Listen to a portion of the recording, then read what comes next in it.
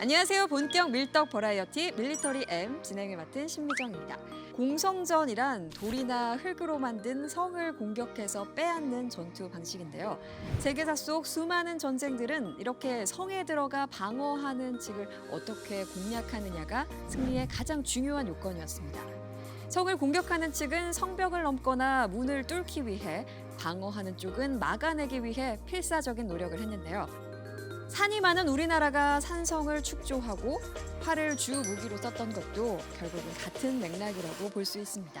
하지만 이 공성전에서 벽을 넘거나 문을 열지 않고 성벽을 깨부술 수 있다면 어떨까요? 그것도 부숴야 할 대상이 축조된 이래 당시 가장 두텁고 견고하기로 소문난 콘스탄티노플의 테오도시우스 3중 성벽이라면 정말 대단했겠죠. 천년에 달하는 시간의 동안 난공불락 그 자체였던 콘스탄티노플의 성벽을 무너뜨린 것은 다름 아닌 오스만 제국의 초대형 대포였습니다. 그야말로 대포라 부르기엔 너무나 크고 거대했던 초대형 대포였는데요. 오스만이 동원한 대포가 비단 이 하나만은 아니었고 성벽을 최종적으로 부순 것도 아니었지만 그 위험과 파괴력만큼은 충분히 공포스러웠습니다. 학자들은 1000년 넘게 버텨온 중세의 성벽이 무너진 1453년 5월 29일을 중세의 마지막 날로 보기도 합니다. 로마의 패망, 화약병기 시대의 개막, 그리고 사실상 중세를 끝내고 르네상스기를 연 단초가 된 이 대포는 무기 그 이상의 의미로 역사에 기록됐습니다. 오늘 밀리터리 M에서는 중세를 끝낸 이 크고 거대했던 대포의 이야기를 해보려고 합니다. 밀떡에 의한, 밀떡을 위한 본격 밀떡 버라이어티 밀리터리 M 지금부터 시작합니다.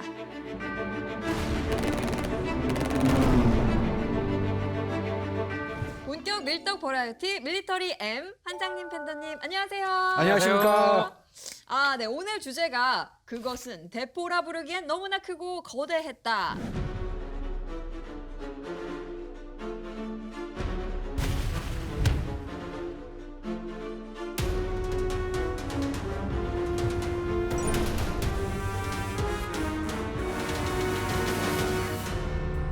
두 분이 오늘도 약간 MSG를 살짝 치시는구나 느낌이 왔습니다. 대포가 크면 얼마나 크길래요? MSG 안 쳤습니다. 오. 있는 그대로 말씀드린 것뿐입니다. 그러니까 뭐 중세를 끝내버린 대포이니까 그 의미만 따져도 크고 거대하죠.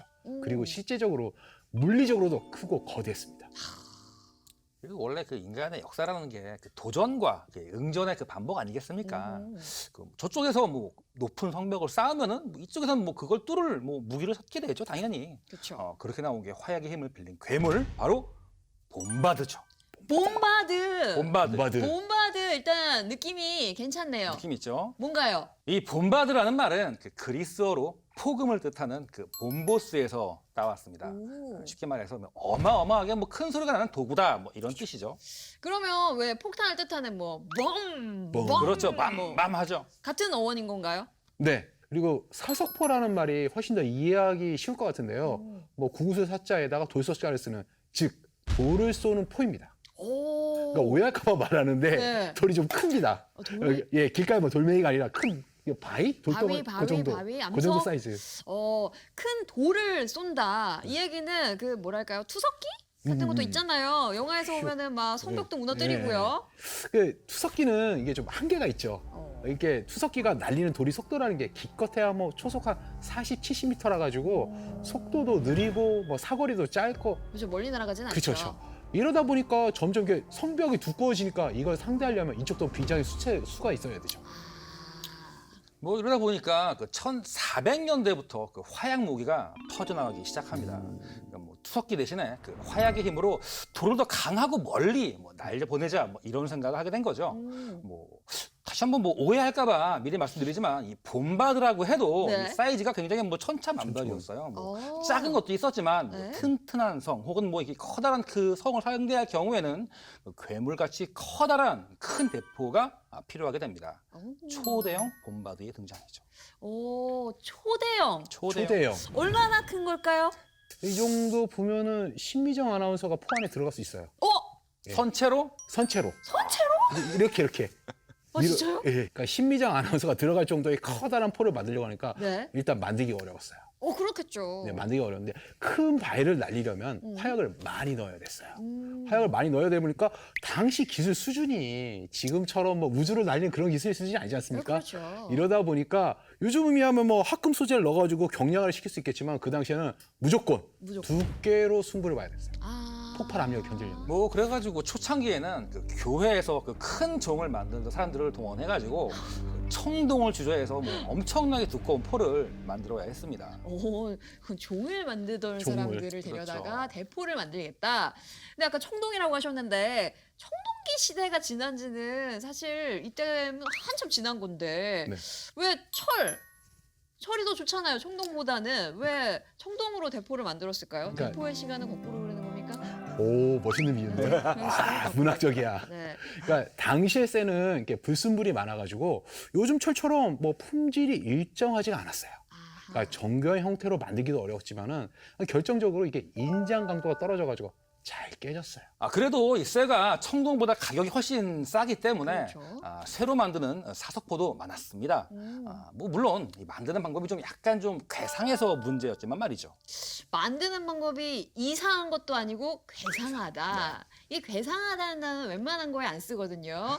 어떻게 만들었길래 그런가요? 일단 그 나무를 원통 모양으로 이렇게 매끄럽게 동그랗게 포 형태로 이렇게 깎습니다. 나무를 깎아요. 그렇죠. 그리고 이 각진 철봉으로 전체를 갖다가 빡빡하게 감쌉니다. 감싸요. 그렇죠. 그리고 그 위에다가 이 불에 달군 쇠 링을 네. 여러 개 준비해서 이렇게 꽉꽉 감아버립니다. 감아요. 그렇죠.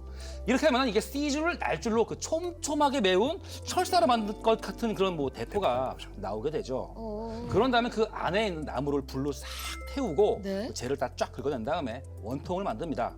그러면은 완성되는 거죠. 아니 뭐 C줄 나오고 날줄 나오고 언뜻 들어서는 무슨 스웨터 뜨듯이 예. 뭐 그런 것 같은데 터지긴 터졌나요? 예, 쏘다가 실제로 뭐 터지는 폭발하는 경우가 종종 있었습니다. 아이고 이런. 뭐 그래도 뭐 이 당시에는 이게 뭐 나름대로 최선이었기 때문에 이걸 또 들고 싸우러 나갔죠, 전쟁터에. 이게 포를 만들었다고 거기서 끝나는 게 아니었어요. 이게 커다란 바위를 구해가지고 네. 이걸 또 맨들맨들 동글동글하게 깎아서 포탄을 만들어 했습니다. 복잡해. 그러니까 당시에는 이게 또 금처럼 비쌌던 화약도 이게 몇 포대씩 더 써야 돼요. 쏘려면 화약이 필요했죠. 이게 한 벌 발사할 때마다 피눈물 흘려야 했죠.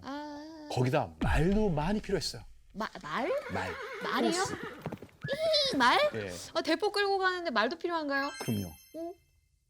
이게 당시에는 대포를 끌고 가는 게 만드는 것보다 더 큰 일이었었어요. 그러니까 벽을 깨트릴 만한 대형 봄바드는 대충 잡아도 평균적으로 포의 무게만 6톤이 넘어갔어요. 지금은 뭐 승용차도 뭐 있으면 사람 많이 싣고 1, 2톤 갈 수 있지만은 당시 6톤을 끌고 갔으니까 사람이 못 끌고 가잖아요. 네. 그러니까 사격에 필요한 포탄의 폭격까지 여기까지 같이 얹어야 돼요. 네. 이러다 보니까 평균적으로 8마리에서 16마리의 말이 끄는 마차가 기본적으로 몇 대씩 따라 붙었죠. 이러다 보니까 정말 큰 포는 100마리 단위의 말이 필요했습니다. 한두 마리도 아니고 100마리? 와, 엄청난데요. 그 정도 규모라고 생각해 보면은 얼핏 생각해도 속도가 빠르지 않겠구나 싶은데. 안 빨랐어요. 그렇죠. 빠른 게 아니고 느렸죠. 느렸죠. 달팽이보다 조금 빠른 정도. 아. 그러니까 기록을 보면은 영국 봄바드 수송 행렬들은 하루 평균 12에서 20km 정도 이동했다고 합니다. 애기. 그러니까 보병보다 느렸죠. 아이고 이런. 그런데 그렇게까지 느리면 전쟁터에 제대로 도착은 할 수 있나요? 대포가 오기 전에 뭐 일단 끝나고 헤어지게. 안녕. 아니에요. 끝났을 것 같아요. 예, 뭐 성이나 요새 뭐 발이 달려가지고 도망가는 것도 아니니까 뭐 특별히 뭐 걱정할 필요까지는 전혀 없었습니다. 아군이 성을 포위하는 동안 그 도착할 수만 있으면 그걸로 감사한 일이었죠. 근데 이게 어차피 사람 상대하려고 만든 대포가 아니었거든요. 얘는 사람한테 공격할 게 아니고 포야가 성만 부시면 되는 거예요. 성. 예. 그러니까 공격할 성까지만 가지고 오면 이게 여기서 보면은 쏘면 우리가 이겼다. 여기가 끝난 게 아니었어요.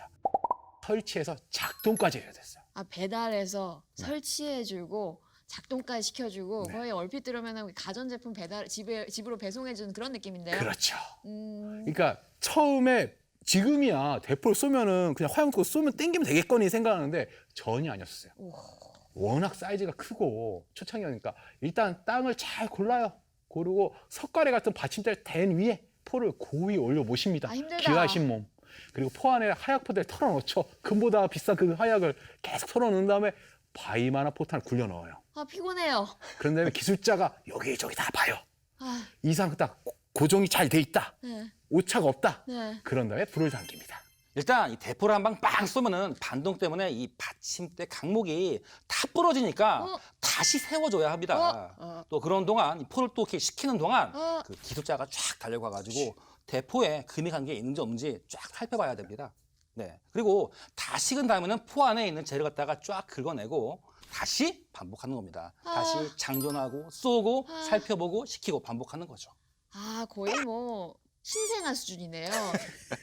고생했다. 괜찮니? 다시 좀 써볼까? 금간것은 다시 없니? 괜찮니? 괜찮니? 아니 뭡니까? 한 발 쏘면 또 다시 또 그 과정 그렇죠. 반복이잖아요. 근데 만약에 빗나가기라도 하면은 난감하네. 이러다 보니까 그러니까 덩치 좀 있는 본바들은 하루 평균 한 몇 발? 일당 몇 발 쏘는 게 고작이었었어요. 그렇겠네요. 일당. 몇 발. 우리 두 분이서 진행하시는 총대총 코너에서도 보통 뭐 분당 몇 발이다. 그렇죠. 뭐 네. 이런 얘기를 하시는데 하루에 몇 발. 1시간도 아니고 하루에 몇 발 쏘려고 그 고생을 한다는 게 이해하기 사실 어렵습니다. 이게 위력이 투석기와는 뭐 비교도 할 수 없이 그 강했기 때문에 그 정도 고생증은 뭐 감안했어야죠. 이 투석기보다 2배는 무거운 바위를 그 6배나 빠른 속도로 날려보낼 수 있었기 때문에 이 어지간한 성벽으로는 뭐 막을 재간이 없었죠. 이러다 보니까 이전 시에는 그 남공블락이었던 그 커다란 성도 이 포탄 몇 발이면 바로 콩가루가 됐습니다. 고생한 만큼 본전 뽑는다는 말이 나오게 된 거죠. 실제로 1497년 스코틀랜드의 제임스 4세가 공격한 노엔섬은 포격에 대비해 중축한 석조성인데도 스코틀랜드 최강의 본바디인 몽스맥이 쏜 150kg짜리 바위를 얻어맞고는 그냥 뚫렸어요. 영주들의 성을 쓰러뜨릴 수 있는 값비싼 무기다 보니까 초대형 본바드는 뭐 정말 뭐 부유한 왕이나 귀족 정도는 돼야 뭐 주문할 수 있었습니다. 그러니까 하나 만들기도 힘든 물건이라 배에 이렇게 한 명에게 배 이름 붙이잖아요. 그런 것처럼 포마다 각자 별명도 붙이기도 하고 심지어 뭐 결혼 혼수도 쓰였습니다. 혼수까지. 오, 결혼할 때 혼수로 대포를 들고 간다는 얘기인가요? 예, 그러니까 버건디 공작 필립공의 조카인 그 갤더스의 메리를 스코틀랜드 왕 제임스 2세에게 시집 보낼 때 오.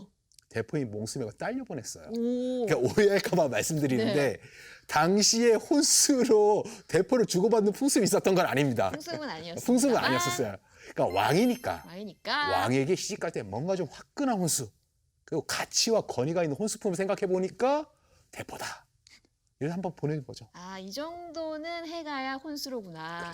그렇죠. 실제로 이 제임스 2세 같은 왕은 그 적극적으로 이 본바들을 끌고 다니면서 여러 성을 그 함락시켰고 자신의 땅을 쫙쫙 늘렸다고 합니다. 오, 야심 있는 사람이네요. 그렇죠. 힘도 네, 있고. 그러면 혼수로 아내가 해온 대포로 땅도 넓히고 뭔가 뭐 이게 부창부수랄까요? 잘 되는 집의 느낌이랄까요? 대포로 흥한 자 대포로 망한다고 그렇게 본바들 애용하다가 록스버러 성 앞에서 본바드 폭발에 휘말려가지고 돌아가셨어요. 근데 위험한 걸 감수하면서도 왜 대포 근처에 있었던 걸까요? 그러니까 그 당시 왕들이 이렇게 자신들의 위엄과 용기를 내보이기 위해 가지고 대포 근처에 있으려 한 거죠. 아 위험해? 나 괜찮아. 막 이런 느낌 있잖아요. 남자들이 그 허세 있잖아요. 아. 그런 것도 있고 최소한 이러다 보니까 설치할 때 찾아가지고 격려할 높으신 분이 격려할 때도 있잖아요. 최소한 그 정도 하고 쏠 때 옆에 있어줘야지만 내 위엄과 권위를 보여주는 게 되는 거예요. 허무합니다. 근데 또 하나 궁금한 게 이 대포와 공성전은 창과 방패의 방패의 대결이라고 얘기할 수 있을 것 같은데 대포가 커지면 또다시 성벽도 또 두꺼워지는 거 아니겠습니까? 이 대형 본바드 폭탄을 막을 수 있을 정도로 그 두꺼운 성벽을 쌓으려면은 돈을 엄청 쏟아부어야 했습니다. 이 본바드 만드는 것보다 돈이 더 들어갈 정도였죠. 그러니까 몽스맥 정도 되는 본바드는 160km 정도 넘는 동그란 바위를 초속 300m의 속도로 발사할 수 있어요. 네. 그러니까 이거 날아가는 동안 속도가 떨어지는 걸 감안해도 이거를 막으려면 두께 260mm 벽돌벽을 4겹쯤, 그러니까 4겹을 적층해서 쌓아놔야지만 겨우 막을 수 있을까 말까였죠. 듣기만 해도 엄청나긴 한데 그래도 어쨌거나 쌓으면 되는 거 아닙니까? 진짜 엄청 두껍고 진짜 튼튼한 성벽이라면 돌 정도는 막아낼 수 있지 않을까 싶은데요. 이런 의구심을 해결해줄 사례가 하나 있습니다. 오. 그러니까 콘스탄티노플의 삼중 성벽입니다. 그러니까 콘스탄티노플의 성벽은 테오도시우스 벽이라는 이름으로 유명한데 네. 중세에는 절대 뚫을 수 없는 삼중 성벽으로 정말 유명했습니다. 삼중 성벽. 어떻게 삼중으로 쌓은 성벽인가요? 그러니까 커다란 앞에 네. 해자가 있고요. 해자 뒤에 흉벽이 있습니다. 네. 흉벽 뒤로 다시 5m, 넓이 2m, 그러니까 높이 5m에 넓이 2m의 벽이 하나 있어요. 그 뒤에 다시 넓이 5m, 높이 12m의 벽이 하나 더 있어요. 도합 3겹. 아, 전부 이게 돌로 만든 석조벽들입니다. 이게 층층이 3겹 있었던 삼중 성벽이 된 거죠. 아 정말 성벽인데 이게 무슨 개수 막으려고 세웠나요? 그걸 돌로 어떻게 가능합니까? 뚫을 수 있습니까? 힘들죠, 솔직히. 뭐 그러다 보니까 뭐 1000년 동안 그 적으로부터 23차례나 공격을 받으면서도 한 번도 뚫린 적이 없습니다. 물론 같은 기독교인들의 그 십자군 원정 때 한 번 당하긴 했지만 이건 뭐 논외로 치고요. 동로마와 전쟁 중이었던 오스만의 술탄 메흐메트 2세도 그 당시에 같은 고민을 했습니다. 허약해진 그 콘스탄티노플을 어떻게든 이렇게 무너뜨리고 싶은데 이 성벽이 너무 튼튼해서 그 포위로 말려 죽이는 거 외에는 뭐 방법이 안 보였죠. 어허. 이때 메흐메트 2세 앞에 나타난 사람이 네? 헝가리계 본바드 기술자인 오르반입니다. 아, 오르반은 술탄 앞에서 시간과 예산만 준다면 콘스탄티노플의 성벽을 깨트려 주겠다고 오. 선언합니다. 근데 헝가리요? 네. 근데 헝가리면은 그 당시에는 기독교 국가였을 텐데 오스만이면 또 이슬람이잖아요. 이교도 취급했던 국가로 넘어간 건가요? 이게 15세기에는 그 오스만에 고용이 돼가지고 일을 하고 있던 그 기독교인들이 아, 꽤 많았습니다. 음. 그리고 이 오르반도 바로 그 오스만으로 달려간 게 아니라 콘스탄티노플에 먼저 가서 그 자기가 만든 그 대포의 그 제조 기술을 갖다가 사달라고 면접을 한번 본 적이 있죠. 아, 그 당시의 황제였던 콘스탄티누스 11세는 오스만의 침공을 막는데 필사적인 입장이라 가지고 뭐 뛰어난 대포 숫자가 오니까 환영하죠. 근데 일자리도 줬고요. 근데 하지만은 큰 대포를 만들도록 지원해 주기는 좀 어려웠었죠. 게다가 이게 월급도 밀리고 사정이 좀 안 좋았어요. 임금체불. 임금체불. 아, 그래서 적국으로 넘어갔나요? 오르반이 그 먹여 살려야 하는 그 제자들까지 여러 달린 그 당시에 그 CEO였기 때문에 네. 이 새로 후원자를 찾을 수밖에 없었죠. 콘스탄티노플이 그 고향이나 뭐 조국도 아닌데 대포를 만들 기회도 뭐 급료도 안 주면은 굳이 남아 있을 이유도 없었죠. 그렇긴 합니다. 그런데 이 월급에 보너스에 인센티브까지 얹어둔 사람이 바로 눈앞에서 지갑을 흔들고 있는 겁니다. 바로 동로마 제국 정복의 소원이었던 오스만의 메흐메트 2세였죠. 유한하는 확실히 개념이 세워집니다. 뭐니 해도 머니다. 밀리터리도 머니다. 머니다. 옛날에도 다르지 않다. 메흐메트 2세가 시원하게 투자를 한 건가요, 그러면? 투자를 하긴 했는데 꼬리표가 하나 달립니다. 왜요? 옥을 걸고 검증할 수 있으면 한번 해봐. 뭐 이렇게 말을 한 거죠. 세게 나오네요. 보통 얘기가 아니죠. 이렇게 해서 역사상 최대의 봄바드 중에 하나 바실리카포가 완성됩니다. 역사상 최대 그렇죠. 바실리카포. 역사상 최대라는 말이 나왔으니 스펙을 또 안 물을 수 없습니다. 어떤가요? 그 역사 기록을 바탕으로 시뮬레이션 자료가 있는데요. 전체 길이는 한 9.2m, 포구 직경은 752mm, 600kg 정도 나가는 돌을 초속 216m로 날렸을 거라고 합니다. 한 번 쏘는데 들어가 화약막 180kg대라 폭발 충격을 견디기 위해 약실 부분의 두께를 650mm 가까이 늘린 정말 거대한 청동제포였다고 합니다. 와, 너무 크다. 너무 커서 이게 너무 크다 보니까 네. 이동할 때 반드시 두 부분으로 나눠야 했었어요. 752mm, 600kg짜리 돌을 날린다. 거의 뭐 경차고 이상을 쏘네요. 이게 시험 사격에서 포가 완벽하게 작동하는 걸 확인한 술탄은 오르반의 포를 에디르네에서 그 콘스탄티노플까지 싣고 가도록 했습니다. 이 거대한 포를 두 조각으로 나눠서 이동시키는 데만 무려 200명의 인부와 60마리의 황소가 필요했습니다. 문제는 하루에 고작 움직일 수 있는 거리가 4km에 불과했다는 거죠. 4km요? 하루에 하루에. 운전을 움직여. 하루에? 하루에. 그렇죠. 이거 너무한 거 아닙니까? 4km 하루에 4km? 근데 너무 컸어요. 당시 그 자동차 있는 것도 아니었고 트럭 있는 것도 아니었습니까? 어쨌든 뭐 4km 가는 게 그 정도 한계였으니까 당시 과학기술로는.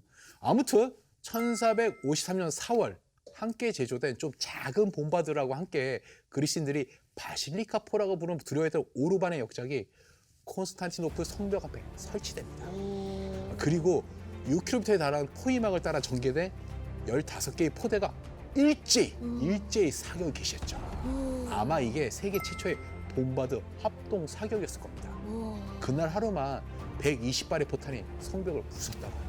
어마어마하죠. 특히 이 바실리카포는 쏠 때마다 엄청난 그 충격파가 발생했다는 기록이 있습니다. 그 오스만 측의 기록을 보면 쏠 때마다 모든 진영이 지진이 난 것처럼 흔들렸다고 하죠. 콘스탄티노플 항구에 정박 중이던 그 갤리 선에서도 그 충격파를 느낄 수가 있었다고 합니다. 멀리 그 하기야 소피아 성당까지도 이 포격 소리가 울려 퍼졌는데 그 성당으로 대피해 있던 사람들이 그 다들 겁을 집어먹고 또 번역자들 같은 경우에는 기절까지 했다고 합니다. 충격파 때문에. 진짜요? 그렇죠. 위력에 대한 기록도 남아 있습니다. 그러니까 네스토르 이스칸데르의 러시아 연대기를 보면 거포가 4월 24일 2차례 발사되었는데 첫 번째 사격이 내벽을 뒤흔들었고 두 번째 사격에 성벽 윗부분 약 9m가량을 무너뜨렸다고 합니다. 우와. 그러니까 절대 무너지지 않는다는 성벽을 딱 두 발로 1분 아마 무너뜨린 겁니다. 그 정도로 활약을 한 거면 오르반이 뭐 상 좀 받았을 것 같은데 아니요.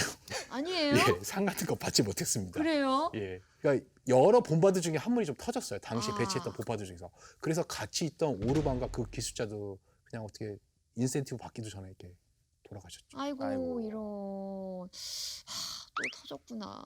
아무튼 바실리카포는 역사상 최대의 봄바드답게 전설적인 성벽을 무너뜨리며 성벽과 요새의 시대는 끝났다는 걸 보여줬죠.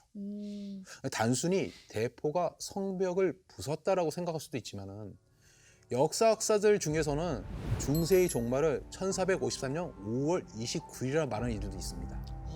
의미심장합니다. 어떤 뜻일까요, 이거? 그러니까 콘스탄티노플의 함락으로 중세가 끝이 났다는 거죠.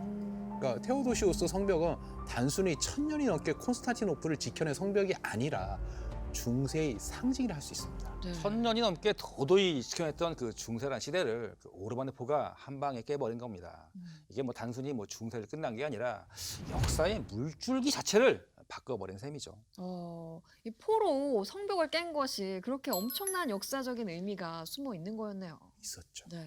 그러니까 그동안 유럽 최대의 해상 무역군으로 불렸던 지중해 무역이 쇠퇴하게 됐고 이 대신에 그동안 변방으로 분류됐던 대서양이 주목받게 됩니다. 그러니까 소위 말하는 대항해 시대가 열리면서 인류의 역사는 큰 변화를 맞이하게 됩니다. 얘기를 듣고 보니까 이 오르반의 대포가 그냥 크기만 큰 게 아니라 이렇게 많은 의미와 또 역사의 변화를 가져온 아이였다 싶습니다. 오늘은 이렇게 중세로 또 여행을 했는데요. 지금까지는 또 다른 매력이 있었던 것 같습니다. 지금까지 무기와 전쟁사, 오늘은 오르반의 대포에 대한 이야기 나눠봤고요. 이어서 본격 총에 대한 심층 분석 토크가 이어집니다.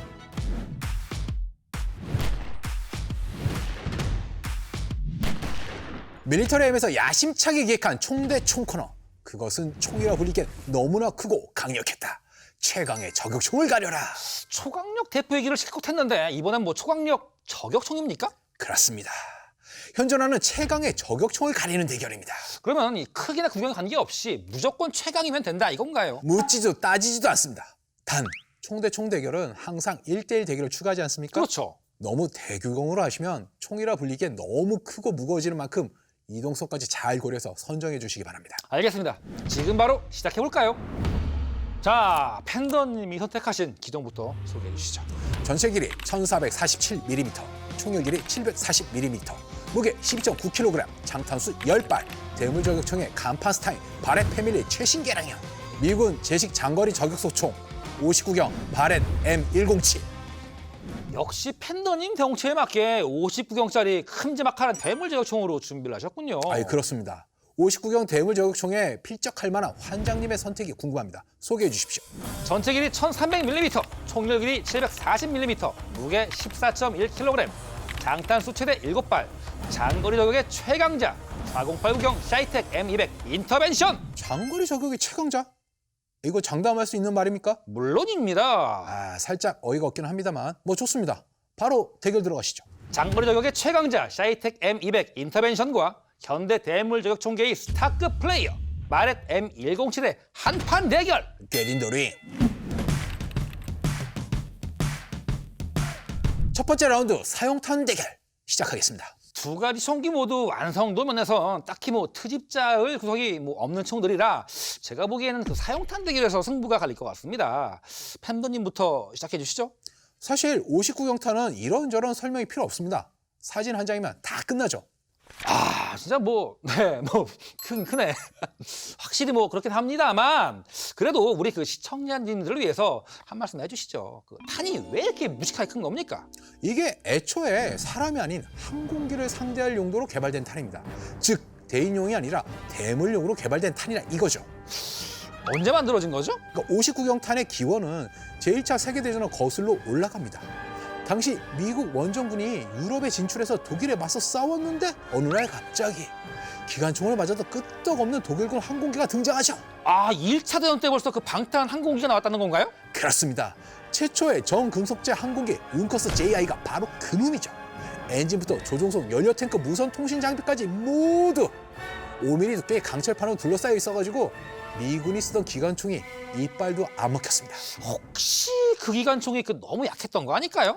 그 당시 미군이 사용했던 게 3006탄을 쓰는 M1917 기관총이었죠. 잠깐만, 3006탄이면은 M1 개런대에 쓰이는 그 강력한 탄이지 않습니까? 곰도 한 방에 때려잡는 강력한 탄인데 5mm 철판? 얇은 건데 이거를 못 들었다고요?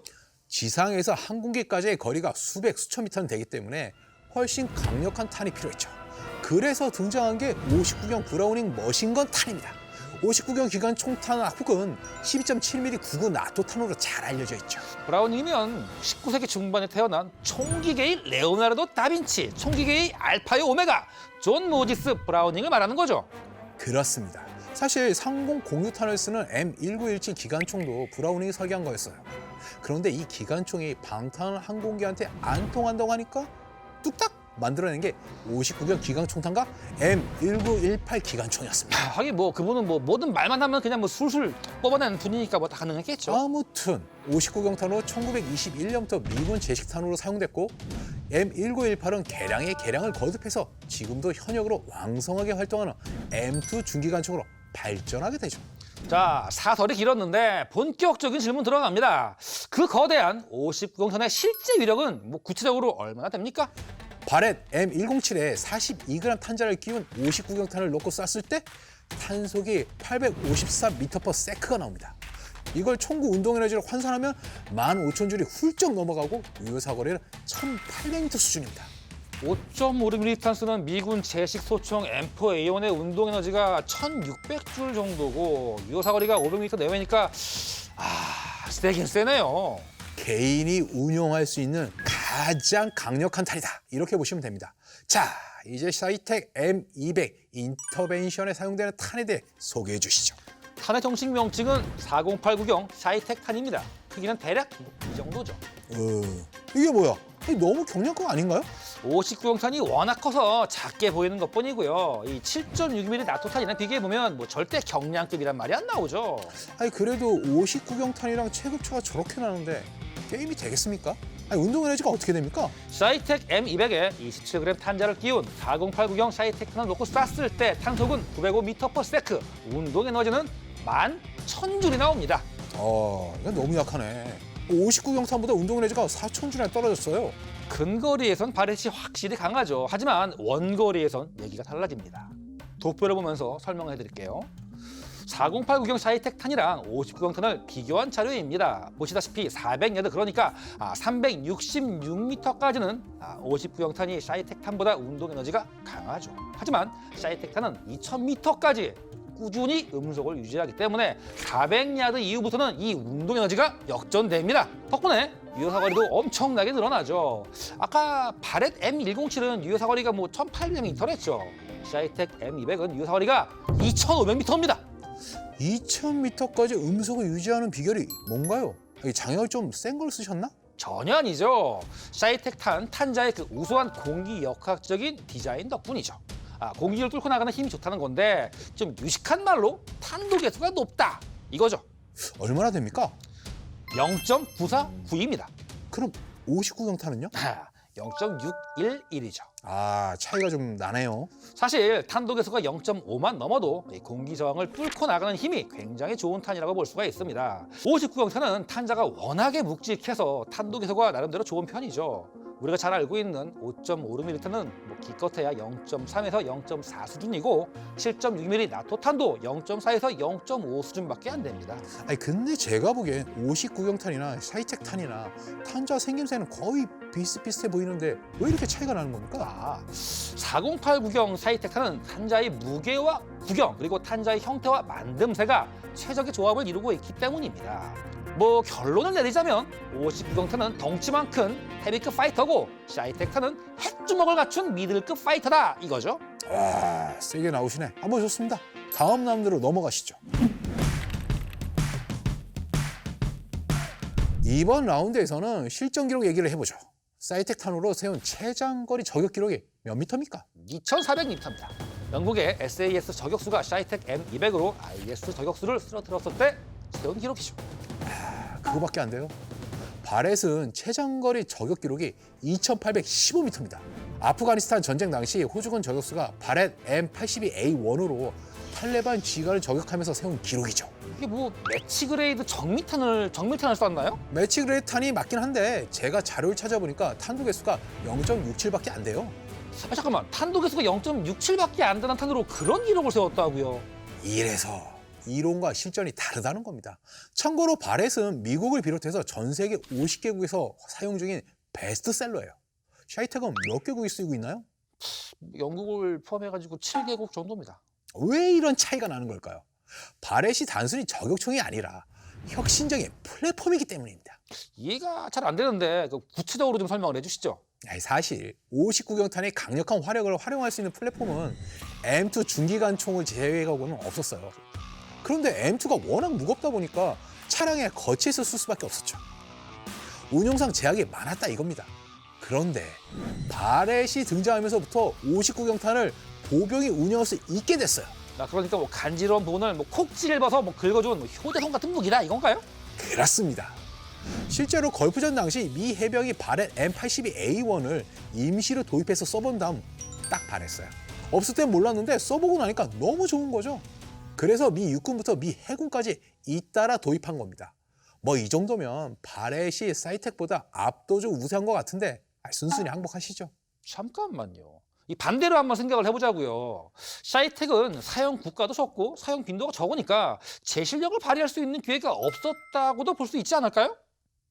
또 실전 기록만으로 두 총의 우위를 비교하는 건 너무 공정하지 못한 처사입니다. 끈질기시네. 그럼 어떻게 비교해 공정할까요? 입증된 스펙을 바탕으로 총의 성능을 정밀 분석해야죠. 다음 라운드에서 확실하게 마무리를 해드리죠. 샤이텍 M200에 세운 세계 기록이 하나 있습니다. 2122m 거리에서 세 발을 42cm 안에 모두 꽂아 넣었죠. 이건 현존하는 그 어떤 저격총도 해내지 못한 대기록입니다. 만일 샤이텍 M200이 바렛만큼 실전에 자주 투입됐다면 장거리 저격 1위 자리는 M200이 차지하고 있었을 겁니다. 비약이 너무 심한 거 아닙니까? 운이 좋아서 그런 기록이 나올 수도 있는 거죠. 그 기록이 항상 유지된다는 보장은 있나요? 물론이죠. 샤이텍 M200의 경우 제조사에서 보장하는 그 명중률은 0.35와 내외입니다. 즉 91m 거리에서 탄착군이 7.62mm로 형성된다는 거니까 사실상 한 점에 다 모인다 이렇게 볼 수가 있죠. 바렛은 명중률이 어떻게 됩니까? 매치 그레이드 탄을 사용했을 때 1모아급입니다. 저 정도면 저격총치고는 수준 미달 아닙니까? 바렛은 애초부터 초정밀 저격을 위해 만들어진 총이 아닙니다. 덩치 큰 장갑차나 항공기, 헬기를 제압할 수 있게끔 만든 반자동 대물 저격총이죠. 그러니까 첫 발이 빗나가면 맞을 때까지 계속 퍼부으면 된다 이겁니다. 샤이텍 M200하고는 탄생 배경부터가 다르네요. 샤이텍 M200은 저격수를 잡기 위해 만든 저격총입니다. 그래서 장거리 저격에 특화된 패키지가 총에 기본적으로 따라 붙습니다. 그게 뭡니까? 하나씩 설명해 드리죠. 우선 첫 번째는 휴대용 탄도 계산기입니다. 윈도우 모바일 2003으로 운영되는 PDA인데 사이텍사에서 개발한 탄도 계산 소프트웨어가 기본적으로 탑재되어 있습니다. 어허. 그리고 두 번째는 레이저 거리 측정 쌍안경입니다. 최대 6,000m 떨어진 목표물까지의 거리를 정확하게 측정할 수가 있죠. 그리고 마지막으로 세 번째는 휴대용 기상 측정기입니다. 휴대용 기상 측정기? 아니 그거 어디다 써요? 탄도에 영향을 끼칠 수 있는 온도, 기압, 상대 습도, 체감 온도, 이슬자 온도를 다 측정하는 거죠. 그리고 이 데이터들을 탄도 계산기에 입력을 하면 영점 조절에 필요한 모든 정보가 쭉쭉쭉쭉 나와주게 되죠. 관장님은 명중률 하나에만 올인하시는 것 같은데 일단 영상을 하나 보여드리죠. 이게 뭡니까? 와, 빵 터지네? 이거 유탄 쏜 거예요? 마크 211 라우포스탄이라는 겁니다. 바렛 M107용으로 널리 쓰이는 미군 제식 59경 매치 그레이드 탄인데 탄 하나에 3가지 기능이 담긴 고폭 소위 철갑탄입니다.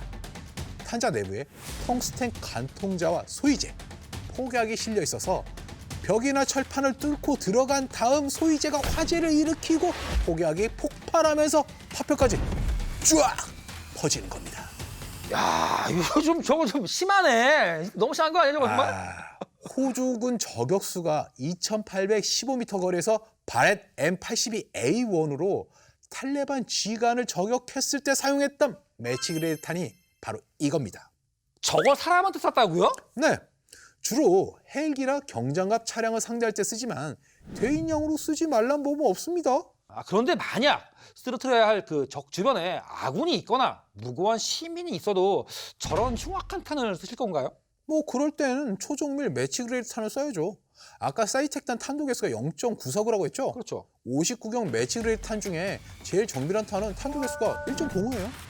59형 탄 중에 뭐 그런 게 있어요? 아니 모르셨나 보네. 역대 최장거리 저격 기록을 세운 탄이 바로 이겁니다. 볼트 액션 방식의 맥밀란 텍 50으로 3,540m 거리에서 IS 병사를 저격하는데 성공했죠. 대단하네. 그런데 어차피 바렛은 그 명중률이 떨어지는 반자동 방식인데 뭐 저런 초정밀탄을 쓴다는 게 의미가 있나요? 2,000m가 넘어가는 초장거리 저격전에선 바렛이 샤이텍한테 밀리겠죠. 그렇죠. 하지만 1,000m 내외에서 저격전이 벌어진다면 얘기가 달라집니다. 상황에 따라 고폭 소위 철갑탄이나 초정밀 매치그레이드 탄을 바꿔가면서 쏘면 되거든요. 강적이네. 좋습니다. 마무리 결론 가시죠. 끊임없이 진화하는 무기 체계에서 지난 2001년 등장한 저격총을 잡는 저격총 컨셉의 샤이텍 M200 인터벤션은 한때 총기 마니아들 사이에서 큰 이슈가 되게 됐습니다. 하지만 20년의 세월이 지난 지금 샤이텍 시리즈의 주요 활동 무대는 전장이 아니라 민간인 슈터들의 장거리 사격장에 그치고 있습니다.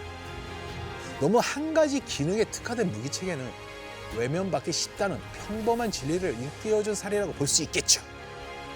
다양한 탄종을 사용해서 다양한 용도로 운영이 가능한 바렛 M107. 여러분들의 현명한 선택을 기다리겠습니다.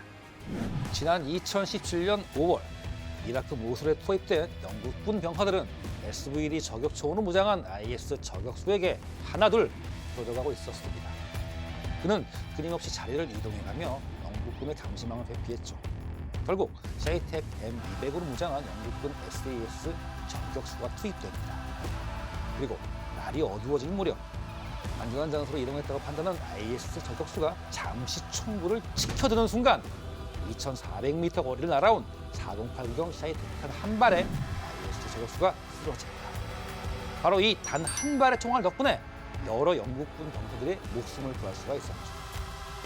내 동료들의 목숨이 걸린 극한의 저격 임무가 주어진다면 절대 주저하지 마시고 샤이텍 M200을 선택해 주시기 바랍니다. 바렛 M107 대 샤이텍 M200 인터벤션.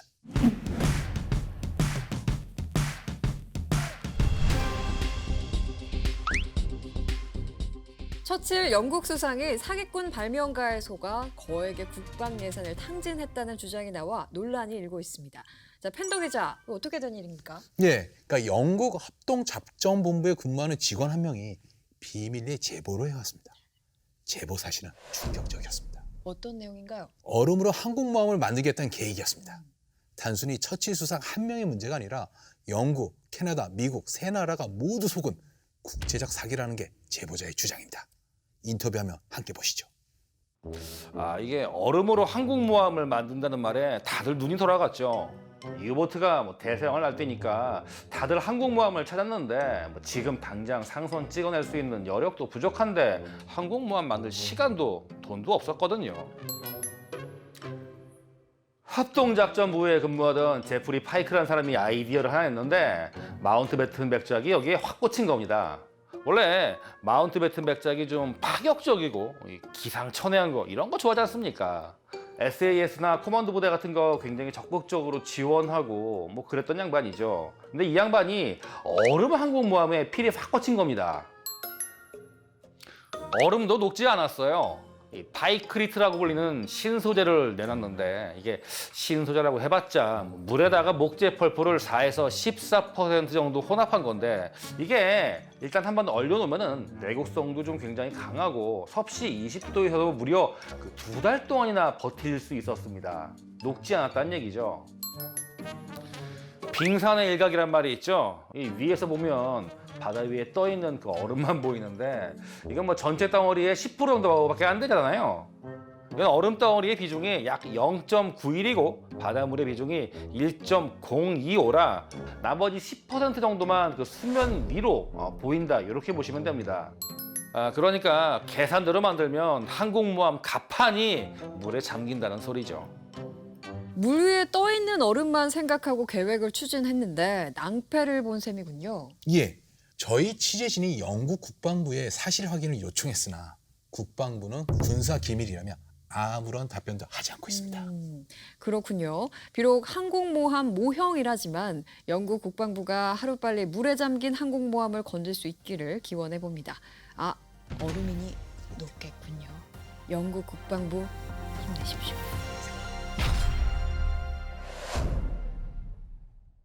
오늘도 또 물어보고 시작합니다. 이거는 실제 얘기가 맞나요? 늘 말하지만 실제 얘기가 맞습니다. 오. 근데 제가 또 이제 밀리터리 M을 진행한 지 조금 시간이 됐지 않았습니까? 네. 우리 유보트 이야기 나눴을 때 기억나는 게 그 당시에 유보트를 잡기 위해서는 항공기가 필요한데 항공모함이 없으니까 캠십, 예. 일회용 항공기를 쏘아 올렸잖아요. 이렇다면 얼음 항공모함도 그 연장선상이다. 이렇게 이해를 하면 될까요? 야, 우리 그 아나운서께서 굉장히 진짜 밀떡의 반열에 올라가신 것 같아요. 이제 완성형 거의 완성형 밀떡. 유보트 때문에 고생했다는 건 알겠는데 얼음으로 항공모함을 만든다. 이 정도 생각이라면 그 당시에 영국이 힘들기는 힘들었구나 싶은데 이 정도면 지푸라기라도 짚는 심정이랄까? 그래도 나름 현실성이 있다고 판단을 내렸으니 시험 제자리로 들어간 거죠. 그러니까 실제로 처음 아이디어가 나왔을 때는 정말 참신하게 되었습니다. 당시 항공모함이 평균적으로 2, 3만 톤의 배수량을 보여줬는데 무려 220만 톤짜리 항공모함을 만든다는 거였습니다. 220만 톤이요? 현실성이 떨어지는 얘기 아닌가요? 이게 얼음이니까. 얼음이. 얼음. 그래도. 영국의 의사 결정권자들이 혹할 만했습니다. 그러니까 당장에 상선 만드는데도 철강이 부족해가지고 쩔쩔매는 상황이었는데 얼음은 같은 무게의 철을 만드는데 필요한 에너지의 1%만 있으면 생산할 수 있었거든요. 또 얼음이니까 이게 얼음 녹으면 끝나는 거잖아요. 너무 치명적인 약점 아닙니까? 그렇죠. 얼음이기 때문에 온도가 상승하면 녹을 수 있다는 단점이 있지만 이게 그 목재 펄프를 혼합한 파이크리트를 개발함으로써 섭씨 20도에서 무려 2달 동안 버틸 수 있는 내구도를 확보했습니다. 또 총알도 막아낼 수 있을 정도의 강도를 보여줬기 때문에 실전에 사용할 때는 전혀 무리가 없어 보였죠. 하바쿠 프로젝트의 상세 내용을 보면은 그 거대함에 기가 질립니다. 하바쿠 프로젝트는 또 뭔가요? 하박국은 그 성서의 그 예언자인데 그 구약 성경 하박국서에서 그 이름을 따왔습니다. 220만 톤이니까 놀라고 또 놀랄 수밖에 없었을 거라는 생각이 드는데 당시에 항공모함 평균 크기가 2만 톤, 3만 톤 그 정도였잖아요. 네. 놀라는 건 당연합니다. 근데 프로젝트 이름만 들어봐도 이 프로젝트가 얼마나 거대한 계획인지 다 감이 오는데 덤으로 그 당시 사람들이 이 프로젝트에 건 기대치도 상당하지 않았을까요? 네, 거대한 프로젝트이고 당시 사람들의 기대치 역시 거대하긴 했습니다. 네. 길이 600m, 너비 90m에 배수량 220만 톤. 추진을 위한 모터만 13개를 달고 항속거리는 1만 1,000km. 어뢰 공격에도 버틸 수 있도록 12m 두께로 만들었어요. 이렇게 만들어진 항공모함에는 경포꺾기 100대, 우와. 전투기 200대를 탑재하는 걸 계획했죠. 혹시 모를 충격기에 외벽이 떨어져 나갈 걸 대비해가지고 선체 외벽은 단열재와 목재로 만들고 뭐 자체 냉각 시스템을 갖춰가지고 선체가 파손되더라도 물과 펄프를 섞어가지고 외벽을 복구하도록 설계해놨습니다. 대단한 것 같은데요? 뭐 온갖 뭐 엄청 기술력이 막 다 거기 갖다 붙은 것 같은데 자가치료 개념인가요? 이거? 그렇죠. 얼음이니까 물과 펄프를 펄프를 섞어가지고 얼리면 바로 복구가 되는 거고 뭐 이렇게 들으니까 거의 뭐 혹할만 합니다. 저라도 그 당시에 혹했을 것 같은데 기왕 뭐 이렇게 된 거 한번 만드는 게 어땠을까라는 생각이 듭니다. 실행됐으니까. 네. 이게 또 뭐 아시다시피 또 이거 또 이거. 요게 또 문제가 이게 됐습니다. 있습니다. 여기에 문제가 있습니다. 네. 오늘은 안 나오나 했습니다. 밀리터리 세상에서 돈 문제는 자유로울 수 없는 거니까. 애초에 계획했던 건조비는 약 한 70만 파운드였는데 그 패트리샤 호수에서 실험을 해보니까 이렇게 만들면은 가판이 물에 잠기더라 이거죠. 그리고 항해 중에 선체가 변형되는 걸 막기 위해서 이 구조 보강용 그 철근과 단열재도 굉장히 많이 늘려야 했습니다. 결국 이래저래 예산은 계속 이렇게 빵빵 늘어나면서 나중에 가면은 250만 파운드를 훌쩍 넘어가게 됩니다. 220만 톤짜리 항공모함을 만드는 건데 한번 그래도 큰맘 먹고 질러볼만 하지 않았을까요? 그래도 영국인데, 대영 제국인데. 아니 굳이 뭐 얼음 항공모함이 필요하지 않은 상황이 이어졌어요. 필요 없어진 거죠. 그러니까 당장에 포르투갈 아조레스 제도의 비행장을 사용할 수 있게 된 거예요. 그러니까 지리적으로 대서양 한가운데에 있는 제도라 가지고 영국으로서는 숨통이 튀죠. 여기서 날리면 되니까 비행기를. 게다가 항공기에 장거리 연료 탱크를 붙이면서 항속거리가 더 늘어나게 됐고요. 결정타는 그 미국이 항공모함을 많이 찍어냈다는 거죠. 미국이 호위 항공모함을 찍어내기 시작하더니 그냥 뭐 많이 찍어낸 거죠. 그리고 끝났어요, 그걸로. 아쉽네요. 역사 속에서 진짜 얼음으로 항공모함 만드는 거를 봤으면 어땠을까 싶은데 진짜 너무 놀랐을 것 같습니다. 그러기에는 너무 예산이 아까 얼마나 하셨죠? 250? 250만. 250만이 어마어마한 도전이었을 것 같은데 언젠가 누군가 또 도전을 해볼 가능성도 없었나요? 뭐 요즘 실험에서 얼음으로 비슷하게 만들었는데 가라앉고 뭐 그런 것도 있지만은 꿈과 낭만을 담은 얼음으로 뭐 다른 걸 만드는 거는 제가 보기엔 좀 어려울 것 같습니다. 요즘에 뭐 기상이변으로 전 세계적으로 정말 산불도 많고 날씨도 더워지고 이 얼음탄으로 산불 나는 곳에 다 쏘면은 혹시 그 생각하시는 거예요? 그 물로 해가지고 얼음 싸가지고 얼음 대포? 네. 팡팡 녹이고? 안 되나요? 그거 괜찮을 것 같은데 그 장거리 산불 진화 가능할 것 같아. 멀리서 이렇게 얼음 빵빵 싸가지고 사거리 뭐 200m, 300m. 오늘 요즘에 뉴스 보다가 너무 안타까운 일이 많으니까 평화를 사랑하는 밀떡으로서 이 무기를 응용해서 뭐 이렇게 다양한 문제를 해결해 보면 어떨까라는 야심찬 생각을 잠시 해봤습니다. 여러분의 좋은 의견 기다려 볼게요. Let it go. 얼음 대포? Let it go. 얼음을 녹여?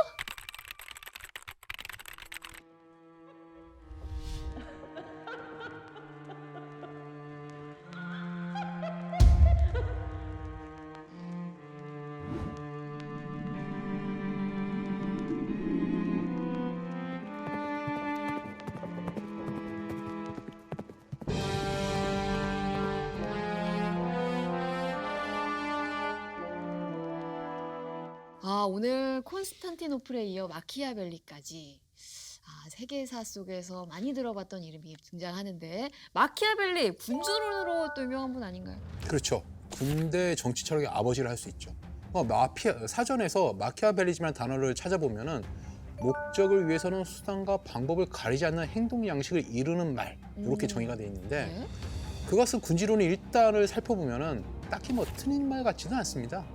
대중이란 머리를 쓰다듬거나 없애버리거나 둘 중에 하나를 택해야 한다. 사랑받는 것보다 두려움의 대상이 되는 것이 낫다.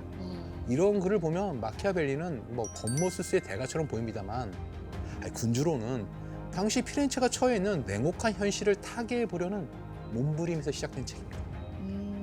저자인 마키아벨리가 피렌체를 어떻게 구해낼까 고민했던 세계란 얘기죠. 그렇죠. 헤겔은 철학은 그 시대의 아들이란 말을 했는데 그 적합한 예가 마키아벨리였죠. 인간 개인으로 보자면 이 마키아벨리의 그 인생은 사실 뭐 그 불행 그 자체였습니다. 그의 아버지는 법률가였지만 평생 가난했고 그 가난이 마키아벨리에게도 그대로 전해졌죠. 그런데 가난보다 더 무서웠던 건 바로 전쟁이었습니다. 아, 마키아벨리는 평생 3번의 전쟁을 경험했는데 네. 첫 번째는 9살 때로 나폴리가 피렌체를 쳐들어와서 그 집을 주둔지로 빼앗겨야 했고, 두 번째는 25살이 되던 해에 그 대포를 앞세운 프랑스의 그 샤를 8세가 쳐들어와서 속수무책으로 당한 거를 그냥 지켜봐야 했습니다. 마지막으로 세 번째는 인생의 말년에 그 스페인이 쳐들어왔을 때였죠. 아, 인생 자체가 뭐 전쟁이었네요. 치열한 삶이었죠. 네. 세 번째 전쟁 때 공화정 피렌체는 마키아벨리에게 시민군의 창설을 맡겼고, 그리 크지 않은 대포로 성벽이 일부 헐렸다는 소식을 듣고 이탈하는 시민군을 보면서 이론과 현실이 언제나 일치하지만은 않음을 보게 됩니다. 이 패배 이후 피렌체의 공화정은 무너졌고 마키아벨리도 파직과 고문, 아이고. 긴 치고로 이어지는 몰락의 길을 걷게 됩니다. 그렇게 많은 일들을 겪었으니까 그 사람만의 생각들이 정리가 돼서 전해질 수 있었나 싶기도 하네요. 그렇죠. 그러니까 막상 총기와 대포를 가소평가했던 마키아벨리가 치과 중에 군주론 이후에 쓴 전쟁의 기술에서 대포에 관해 쓴 부분이 있습니다. 오. 시간만 들이면 못 뚫을 성벽이 없다는 식으로 언급한 건 생각해볼 대목이죠. 오. 마키아벨리의 개인적인 경험담이라고 봐도 될까 싶은데, 아니면은 개인적인 그 트라우마에서 비롯된 걸까요? 같은 저서에서 그 화승총과 소형대포가 묵직한 대포보다 더 치명적인 것이 사실이다, 이런 뭐 좀 말도 안 되는 말도 남겼죠. 군사적으로 그가 어떤 말을 남겼든 그 발언의 무게가 그가 남긴 정치적인 그 저작물 같은 권위를 얻을 수는 없을 겁니다. 마키아벨리의 군사적 식견이나 용병술은 군주론에 그것에 한참 못 미쳤던 게 또 사실이기도 하고요. 근데 오늘 뭐 총 얘기를 들어보니까 시간만 있으면 못 뚫을 성벽이 없다 싶습니다. 낙숫물로도 바위를 깨는데. 그런데 이 낙숫물로 바위를 깨는데 걸리는 시간을 고려해 본다면 그게 뭐 솔직히 좀 비현실적이죠. 뭐가 없죠. 마키아벨리 편을 좀 들어보려고 했지만 시간적인 문제로. 좀 그렇죠. 네. 어쩌면 이런 말들은 군사학적으로는 뭐 그리 좋은 선택을 하지 못했던 마키아벨리가 16세기 유럽 한복판에서 공성과 수성이라는 전통적 패러다임이 바뀌기 시작하며 벌어진 다양한 풍경을 그대로 기록한 결과물일 수도 있습니다.